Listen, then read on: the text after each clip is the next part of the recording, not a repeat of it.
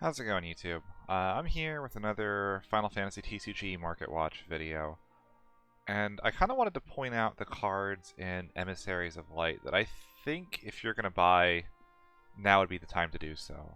Generally, a couple weeks after a set release is the lowest point a set is ever going to go to, so I figured I'd point out some of the higher end cards, or if you're a budget player like myself, what cards I would be looking to get now before they start spiking over time. So looking at the full arts, the big ones that I would say to pick up if you're interested in cards that should go up over time, the full art Lena at $28 I think is an absolute steal. The non-foils of the original printing are going for about $21 right now. So you might as well spend the extra $7, get yourself the full art, and then if you have the old ones, you can offload them for maybe $20 or $18. Really gorgeous card as well in person. I can attest. I think it's just a fantastic card that I would be picking up. And then, again, all these are obviously like different things, but Lunith full art for $8.50 just doesn't make sense to me. This is, for all intents and purposes, the second best fire card in the set after Squall. This is max rarity. It's never going to be printed in a higher rarity than this. And you can get a near mint foil for under $10. This goes in every fire deck until the end of time.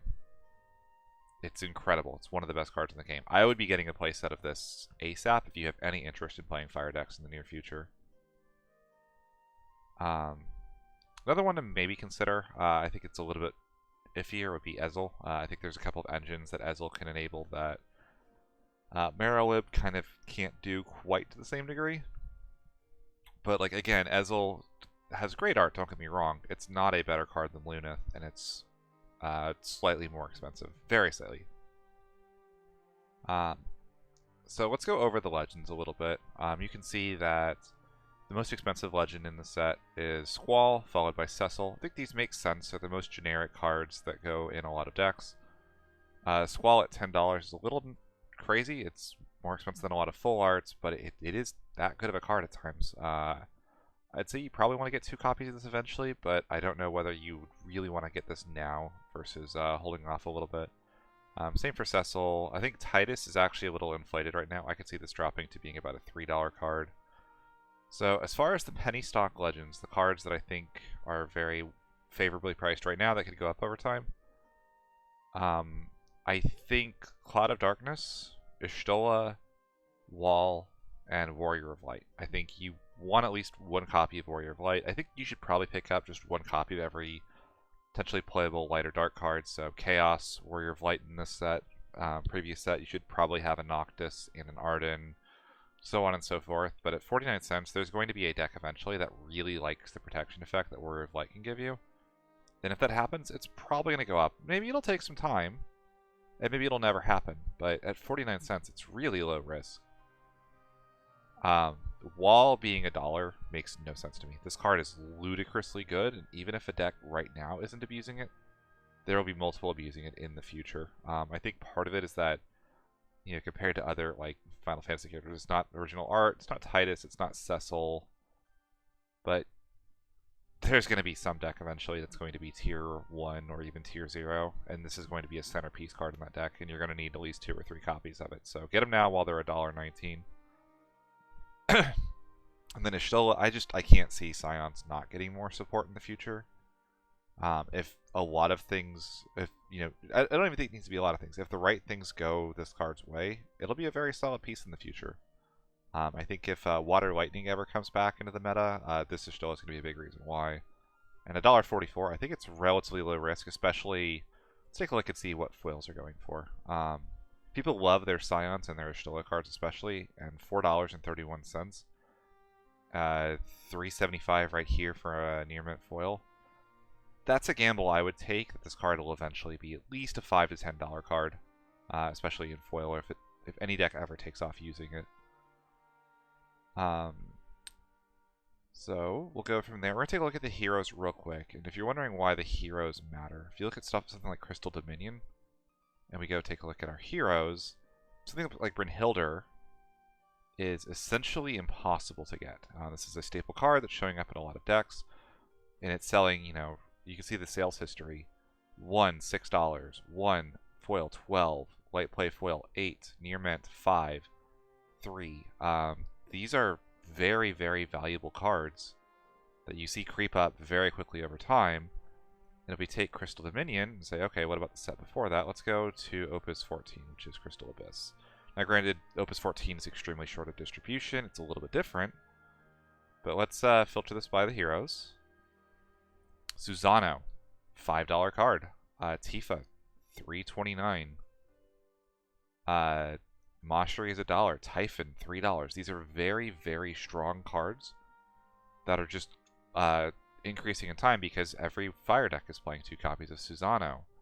Avalanche is one of the best cheap decks in the meta. Tifa is the most expensive card in the deck, so it raised in price. It's the hardest one to get.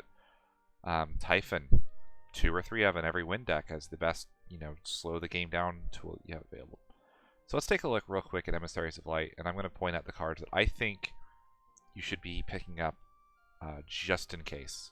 I think if you have any interest in win decks, I would get your foil Lulus now. You see right here, it's up to $6 market price for foils. That has gone up over time, I believe. Let's see if we can scroll down here. Foil for 7. Okay, it's been about $7 for the lifespan of the card. Regardless, this is essentially a win version of Terra. Terra foils.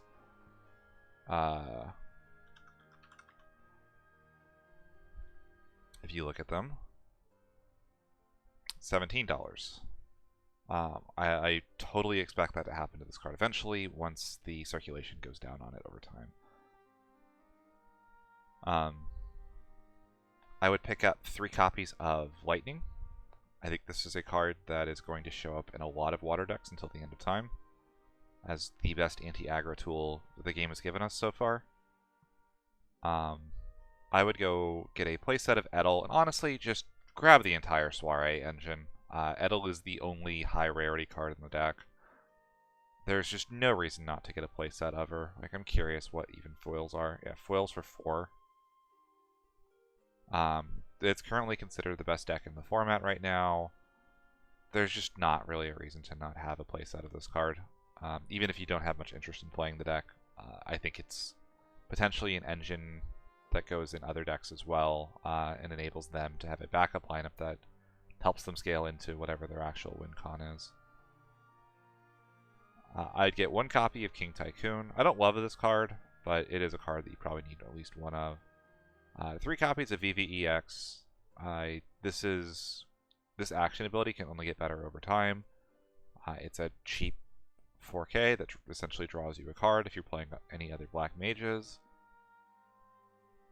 I'd get a playset of Moro and a playset of Soul. Again, 9 cents, 8 cents, very, very cheap cards that are only going to continue to get better. I've heard of some really nasty stuff with a fire water deck that for Moro. Anything that ever does party shenanigans, if they happen to include fire, you're probably going to see Moro in the list. And then it's Homos. Like, honestly, this whole cycle of monsters, you could probably consider grabbing 2 of each and feel pretty good about it. Tros, I think, was a card a lot of people slept on until the Folka deck started coming around. I think Tomos completely changed how decks are being built right now. I think you have to include Monster Hate for it. They're so cheap, and they're only going to go up over time. Again, this is about the price that Typhon was at when Typhon was first printed. And then rares, again, it's kind of hard to say, especially because foils don't go up over time necessarily. There's a lot of guessing on what cards are going to get better. But yeah, that's what I would say to do. Get the Trost, Jin, at least 2 Atomos. You could maybe skip Biblos and Hades, but I mean, 1 Hades and 1 Biblos definitely isn't going to break the bank. Spectral Keeper is fantastic as well. And yeah, that's it. I think that those are going to be generic in a lot of decks. Like, I could recommend, I think Fusoya is going to be a good card in the near future, but Fusoya is going to be a deck. I think a lot of the cards that I'm recommending aren't going to be a deck, and that's why the prices on them are going to go up. If I didn't say it too, get 3 copies of the Zidane. I don't think it's as good as the other one, but there are decks that are going to like what Zidane has to offer.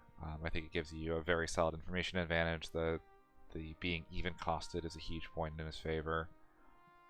Just pick it up. Again, it's also going to go up over time probably. Like, let's see what foils are for Zidane. Yeah, $2.10. I would be surprised to see that at $4 with as much play as he's been getting. But yeah, let me know how your packs have been going and if there's any fun